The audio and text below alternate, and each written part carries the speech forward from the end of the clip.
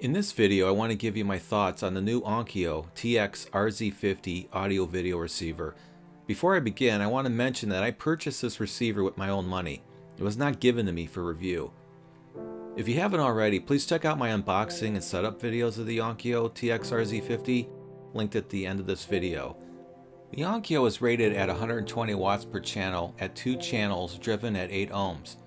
But it still seems powerful when running a 9-channel Dolby Atmos or DTS system. In my media room measuring 14 feet by 11 feet, I have the volume knob on the receiver between 50 and 60, depending on the content.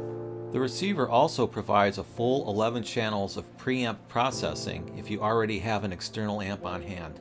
The Onkyo consumes around 850 watts of electricity under heavy load. It includes bass and treble knobs right on the front panel and weighs nearly 31 pounds. And from what I understand, it's also built in Japan.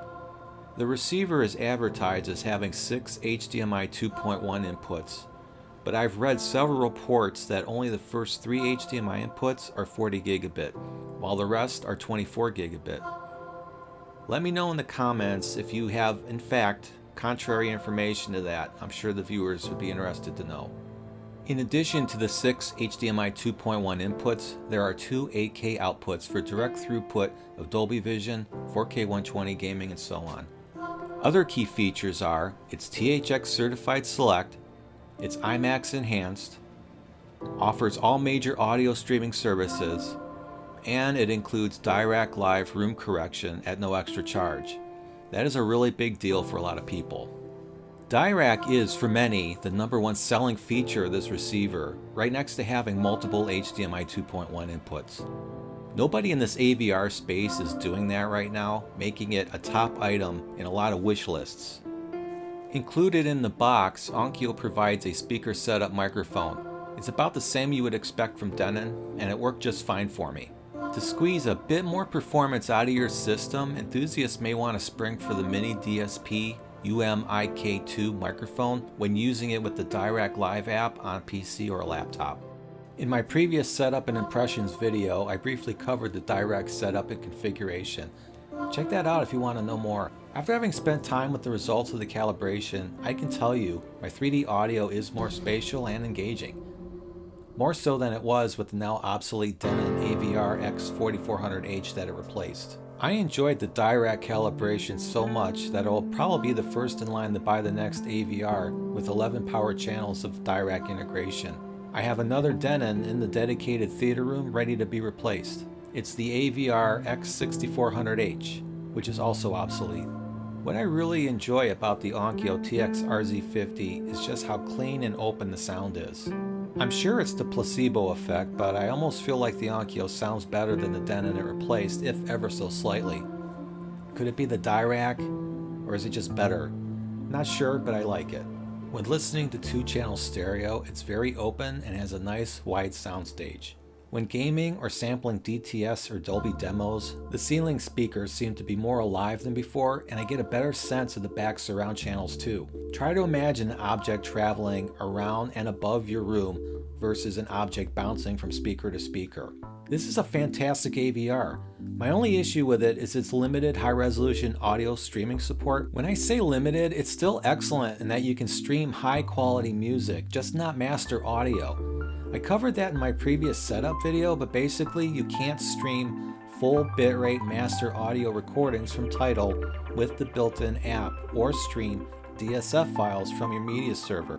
To work around that, I simply use my PC with foobar and all of the DSD plugins when I need a high-quality audio fix. I've also had good luck getting the full bitrate master audio files and super audio ISO files playing on the Onkyo directly from the Dune Real Vision 4K streamer. I plan to have a follow-up video on that Dune very soon. A major drawback for this receiver is the lack of dual subwoofer control. That's not an issue for me personally, but I understand people's frustration. As you can see, the Onkyo offers 2 outputs, but it's still a mono signal. Having independent control over each channel is important for several reasons. However, there is a MiniDSP for that if you are serious about tuning your bass. During my tests of the HDMI 2.1 gaming features, the Onkyo performed flawlessly with the Xbox Series X, PlayStation 5, and also my gaming PC, equipped with an RTX 3090. 4K 120 was passed through with HDR, but be aware, Xbox cannot do 4K 120 gaming with Dolby Vision at the same time. Also know that the Xbox Series X supports major 3D audio formats and now does Dolby Vision. The Xbox is maxing out at 40 gigabits bandwidth, and the Onkyo acknowledged it all. PlayStation 5 does not do discrete 3D audio or Dolby Vision, or even variable refresh rates. It's also limited to 30 gigabits on its HDMI output, making it crippled at launch. I have little hope that Sony will be able to implement Dolby Vision, discrete Dolby Atmos or DTSX audio formats in the near future. If you're just a PlayStation gamer, the Onkyo TX-RZ50 may be a waste for you.